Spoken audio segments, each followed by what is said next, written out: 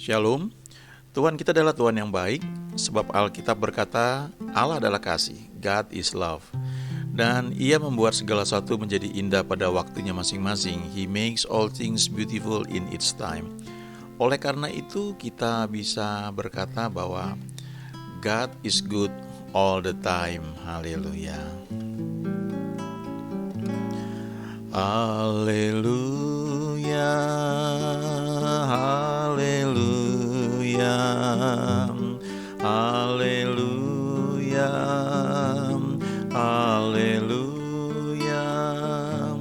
haleluya, haleluya, haleluya,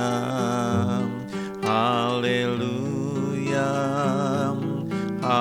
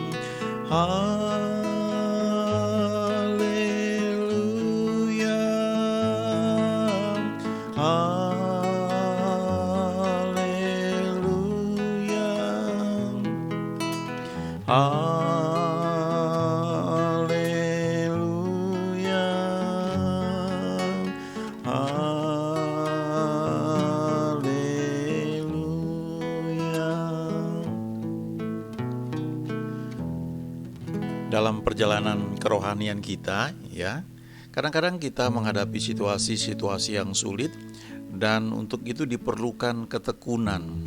Kadang-kadang mungkin kita sudah nggak tahu lagi mau nyanyi lagu apa, tapi lagu yang tadi kita nyanyikan, haleluya, haleluya, itu juga bisa lebih dari cukup, ya. Kita tidak minta apa-apa, tidak mengeluh, tidak komplain, tapi kita cuma menyembah Dia. Haleluya, haleluya. Diulang-ulang, dan yang penting kita serius, ya, menyembah Tuhan dengan tekun. Di Alkitab ada kisah mengenai Daniel. Daniel itu diakui oleh Raja Darius, ya, bahwa dia adalah seorang penyembah yang tekun. Karena kalau kita baca di Daniel 6, ketika Daniel itu harus dimasukkan dalam gua singa, maka Raja Darius ini bilang gini, Raja Darius itu bilang seperti ini, Allahmu yang kau sembah dengan tekun, kiranya dialah yang melepaskan engkau. Ya, jadi Daniel ini ternyata bukan hanya dikenal sebagai orang pinter, kepala orang berilmu, terus kerjanya bagus, tapi ternyata dia dikenal juga sebagai seorang penyembah, ya, menyembah Tuhannya. Dan tidak cukup itu, bahkan dikenal sebagai orang yang kalau menyembah Tuhan tuh tekun, ya, seorang penyembah yang tekun. Nah, ketekunan itu merupakan satu unsur yang penting, dan seringkali ini bukan seringkali saya kira, ya, tapi mungkin sebagian orang itu menghindarinya. Ya, nggak enak memang buat daging. Tekun itu melakukan sesuatu yang membuat kita harus keluar dari comfort zone kita. Tapi itu salah satu hal yang diperlukan supaya kita bisa memperoleh janji Tuhan. Nah, Ibrani 10 ya, di ayat 35 dan 36 mengatakan demikian. Sebab itu janganlah kamu melepaskan kepercayaanmu karena besar upah yang menantinya. Sebab kamu memerlukan ketekunan supaya sesudah kamu melakukan kehendak Allah, kamu memperoleh apa yang dijanjikan itu. Jadi kita perhatikan di sini ya, ayat 35. Jangan lepaskan kepercayaanmu. Artinya begini, ada sesuatu yang kita dapat, kita yakin dari Tuhan, kita tahu ini firman rema, kita pegang itu dan kita putuskan untuk percaya. Tapi dalam realisasinya dari apa yang kita percaya itu untuk menjadi nyata di dunia jasmani, itu butuh waktu, butuh proses, dan butuh ketekunan dari kita. Dan kita perlu tetap pegang kepercayaan itu tidak goyah.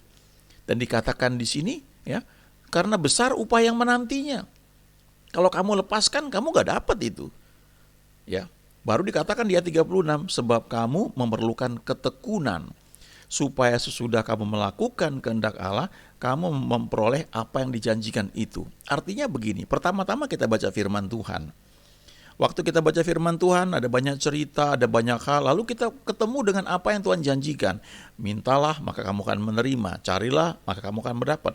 Ketuklah, maka pintu akan dibukakan bagimu. Lalu berilah, maka kamu akan menerima. Ya, maka orang akan memberikan kepadamu. Give and it shall be given.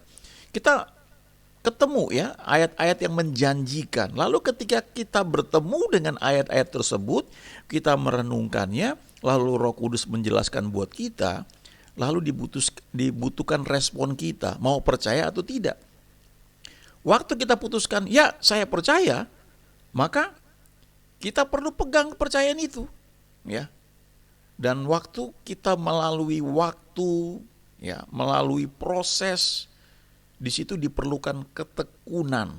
Tetap pegang kepercayaan itu, tetap lakukan bagian kita terus. Supaya sesudah melakukan kehendak Allah, jadi artinya dari apa yang dijanjikan itu kita putuskan untuk kita percaya, tapi ada bagian harus kita kerjakan. Ya, kita tahu itu kehendak Allah untuk kita lakukan. Nah, kita lakukan tapi perlu ketekunan dalam melakukan hal itu. Setelah itu baru kita memperoleh apa yang dijanjikan itu. Ya, sebagai contoh misalnya begini ya. Ada seorang yang ketika dia masih muda ya, dia rindu untuk bisa menjadi seorang pemain musik yang terampil sekali ya. Kemudian dia dari nggak punya apa-apa ya, kemudian dia mulai belajar percaya sama Tuhan ya, dan satu ketika dalam doanya dia dapat keyakinan bahwa dia akan menjadi seorang pemain musik yang Tuhan pakai dalam pujian penyembahan. Dan dia bersuka cita untuk hal itu. Dan dia tahu, wah ini janji Tuhan. Saya diurapi, ya seperti Daud diurapi. Lalu saya nanti akan menjadi pemain musik yang luar biasa. Tapi setelah itu ada proses yang harus dia lalui. Dia mesti belajar main alat musiknya. Dia nggak bisa, oh saya Tuhan sudah diurapi oleh Tuhan, saya nggak perlu latihan lagi. Justru perlu latihan. Ya. Perlu melakukan bagian itu, latihan terus. Kalau misalnya main keyboard misalnya, main keyboard biasa main di kunci C, ya, ini paling simpel ya, kunci C. Lalu ketika mesti main di kunci D, ada pilihan ya, kita mau latihan main di kunci D atau kita pakai keyboard zaman sekarang, tinggal pakai transpose saja. Kuncinya tetap C, tapi suaranya nada dasarnya berubah dari C ke D. Atau kita mau main di F misalnya. Lalu karena kita males, ya kita main aja di kunci C, tapi kita pakai transpose, kita pindahin ke kunci F. Jadi suaranya, nada dasarnya menjadi F, tapi kita main tetap kunci C. Nah itu membuat kita terbatas sekali. Tentu perlu ketekunan, perlu latihan, ya, perlu lakukan bagian kita. Latihan tangan nada, satu ketika saya pernah les piano ya. dari satu orang yang pemain jazz ya. Wow, saya pikir ini keren lah, belajar lah. Nah, belajar sama dia rupanya bukan dari dasar ya. Jadi dia lihat dulu kita punya kemampuan di mana, disuruh main, lalu dia mulai ajarkan. Dan ketika dia lihat saya main, yang perlu dibenahi adalah jari-jari saya. Ya, saya kalau nggak salah saya cuma sebulan ya atau 2 bulan les, lalu saya berhenti.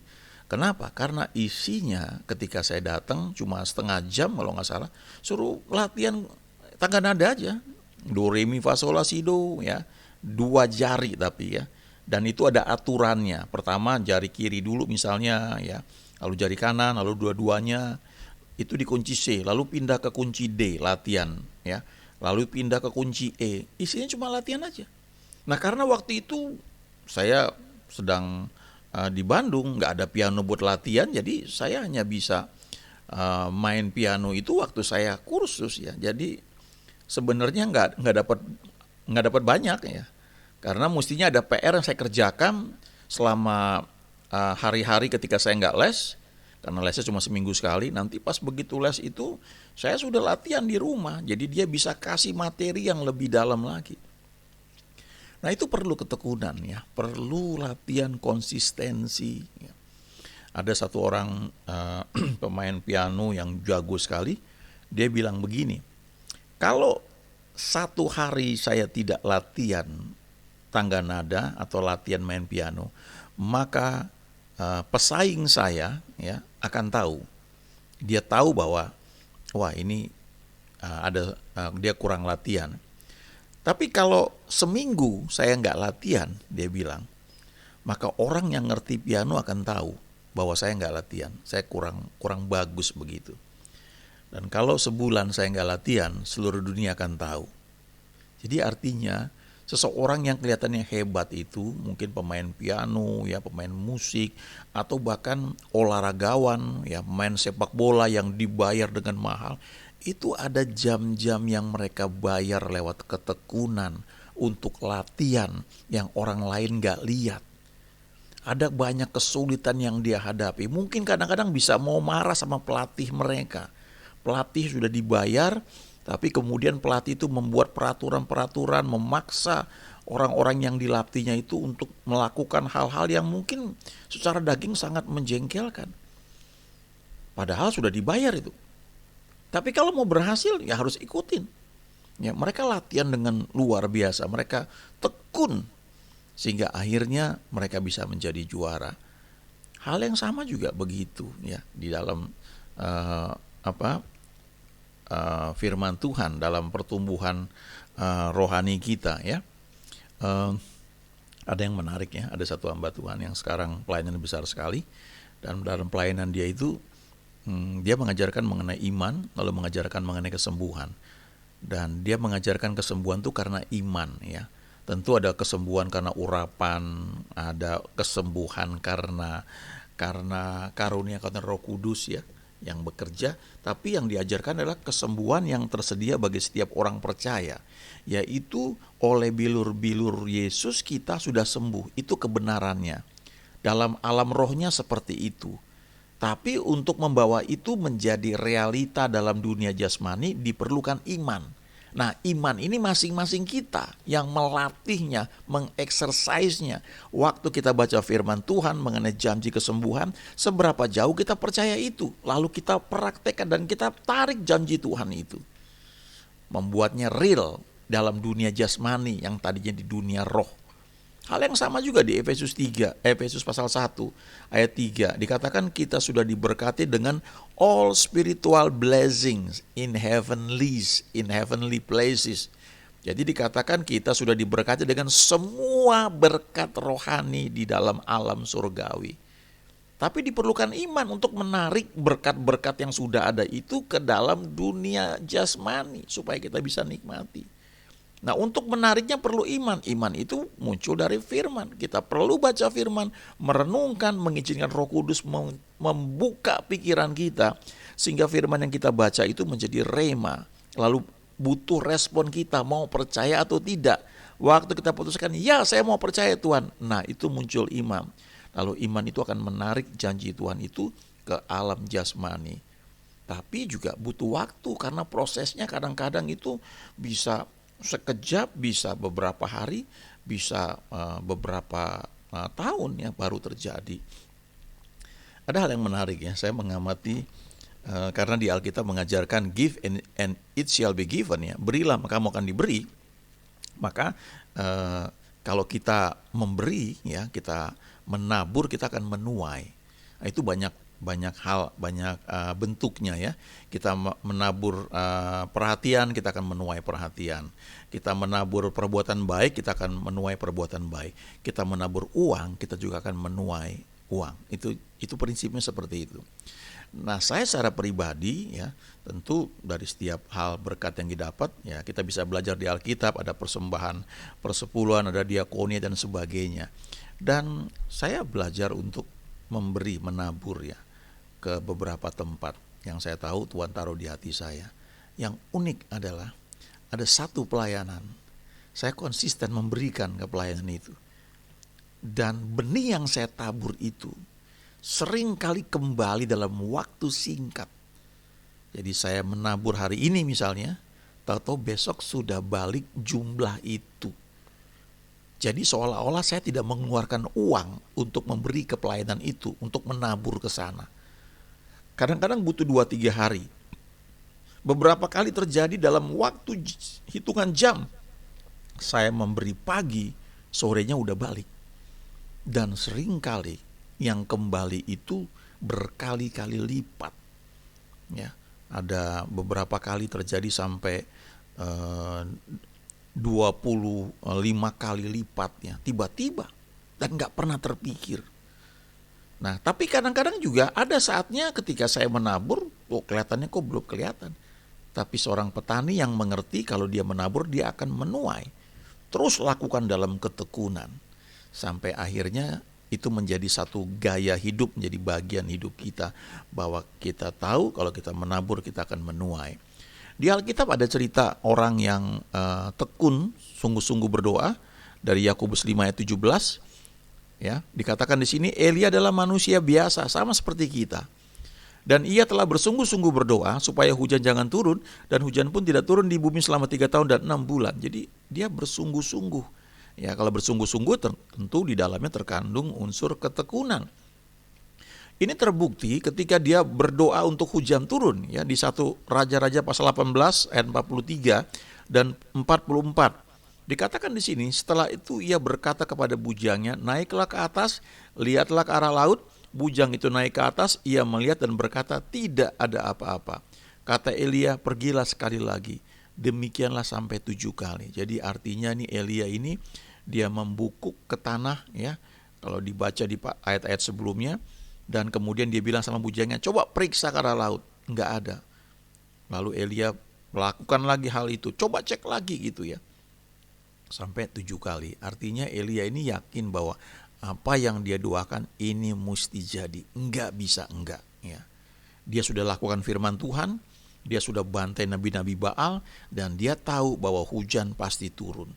Jadi kalau belum ada tanda-tanda, dia terus lakukan ya, dia terus berdoa, dia tahu pasti hujan itu datang.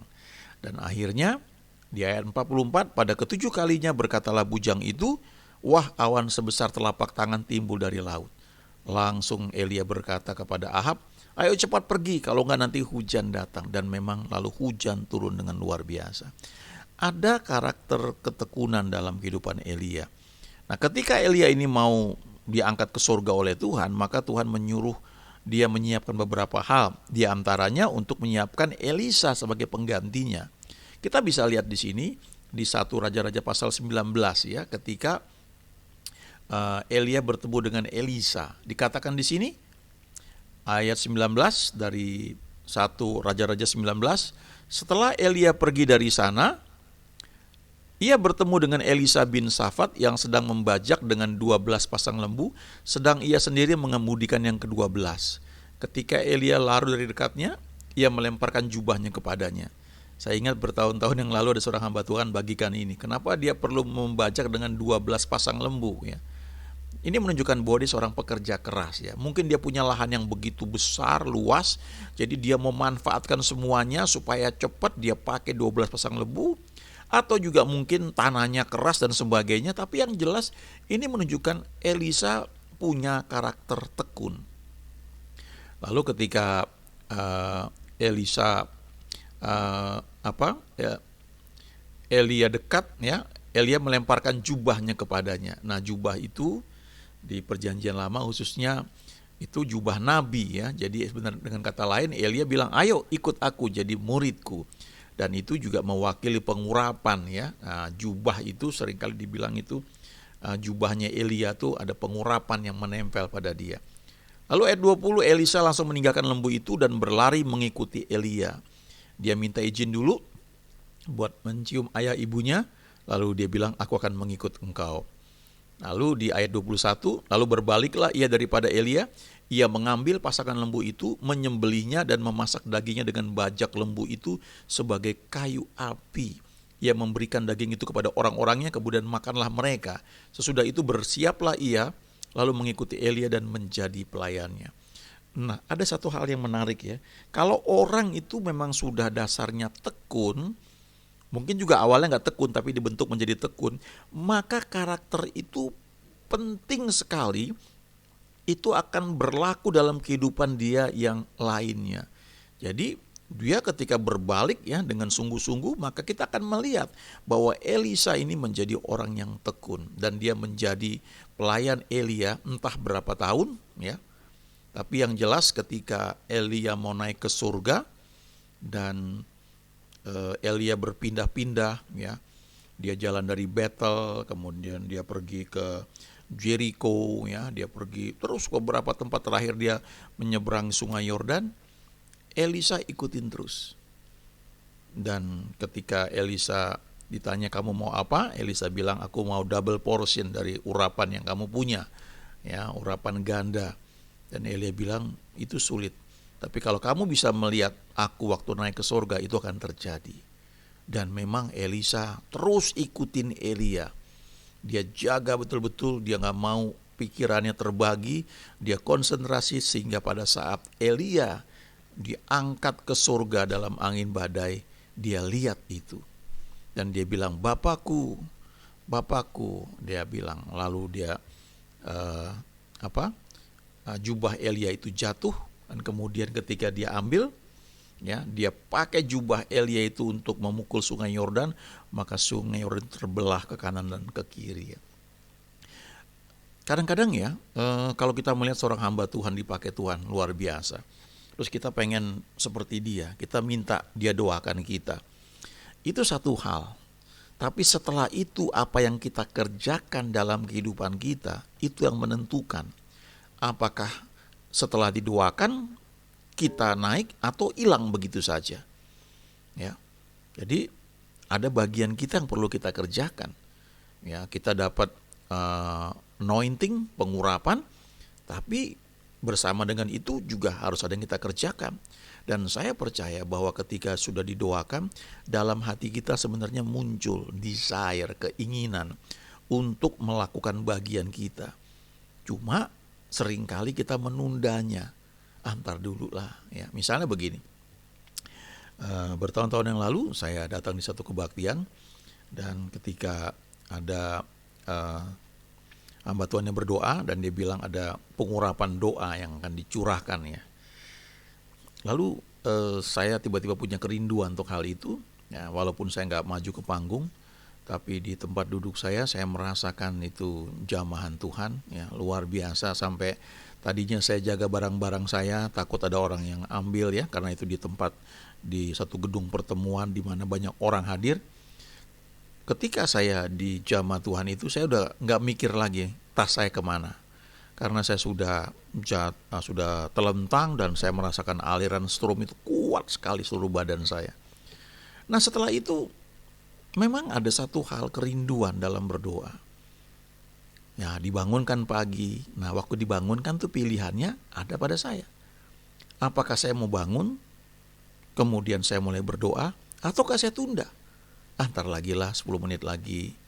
Ya, sebentar lagi lah. Akhirnya bisa tertunda dan akhirnya nggak jadi. Nah, kalau itu berulang-ulang, lama-lama makin tawar rasanya. Akhirnya keinginan untuk berdoa itu mulai nggak kelihatan dan sepertinya hilang. Sampai satu ketika mungkin muncul lagi. Nah, waktu itu muncul, respon kita itu menentukan apakah kita mau ambil bagian untuk melakukan bagian kita. Kalau kita mau, maka itu akan bertambah terus ya. Jadi Bapak, Ibu, teman-teman ya, kalau kita mungkin setiap pagi dengar seperti ini, ada PR-nya buat kita masing-masing untuk dikerjakan. Kita nggak bisa hanya mendengar saja begitu untuk menjadi seperti sesuatu yang menginspirasi kita atau memotivasi kita. Kalau sudah dapat inspirasi atau motivasi, maka kita perlu bergerak melakukan bagian kita. Kalau nggak ada gunanya ya. Itu cuma suatu hal yang kita dengar saja, tapi nggak ada perubahan di dalam kehidupan kita ya. Nah, semua orang-orang yang Tuhan pakai itu melalui masa-masa sulit. Kalau kita lihat Daud misalnya, sudah diurapi oleh Tuhan di hadapan abang-abangnya, tapi toh dia melalui belasan tahun yang penuh kesukaran sampai akhirnya dia menjadi raja atas seluruh Israel ya.